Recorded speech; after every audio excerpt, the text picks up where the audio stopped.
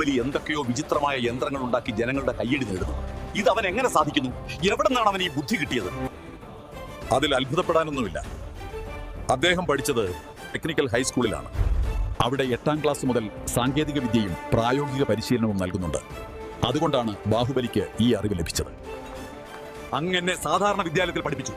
എന്നാൽ ബാഹുബലി ടെക്നിക്കൽ സ്കൂളിൽ ചേർത്തു. ഇന്ന് അവൻ ലോകമറിയുന്ന എഞ്ചിനീയർ ആയിരിക്കുന്നു. അതേ ശിവഗാമി, എന്റെ മകനെയും ആ സ്കൂളിൽ ചേർത്തിരുന്നെങ്കിൽ അവൻ ഇന്ന് വെറും ഭല്ലാലദേവനല്ല, ഒരു എഞ്ചിനീയർ ഭല്ലാലദേവനായേനെ. എന്തുകൊണ്ട് അവനെ അവിടെ ചേർത്തില്ല? അന്ന് ഭല്ലാലിനെ തൊഴിലധിഷ്ഠിത വിദ്യാഭ്യാസം പഠിപ്പിക്കാൻ ഞാൻ പറഞ്ഞു, നീ അത് കേട്ടില്ല. ഇന്ന് ലോകം മുഴുവൻ ടെക്നോളജിക്ക് പിന്നാലെ പോകുമ്പോൾ ബാഹുബലി ടെക്നിക്കൽ ഹൈസ്കൂളിൽ നിന്നും പഠിച്ച കരുത്തുമായി മുന്നേറുകയാണ്.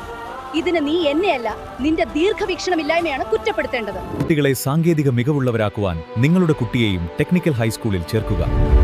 8ാം ക്ലാസ്സിലേക്ക് അഡ്മിഷൻ ആരംഭിച്ചിരിക്കുന്നു. അഡ്മിഷനും കൂടുതൽ വിവരങ്ങൾക്കുമായി polyadmission.org എന്ന വെബ്സൈറ്റ് സന്ദർശിക്കുക.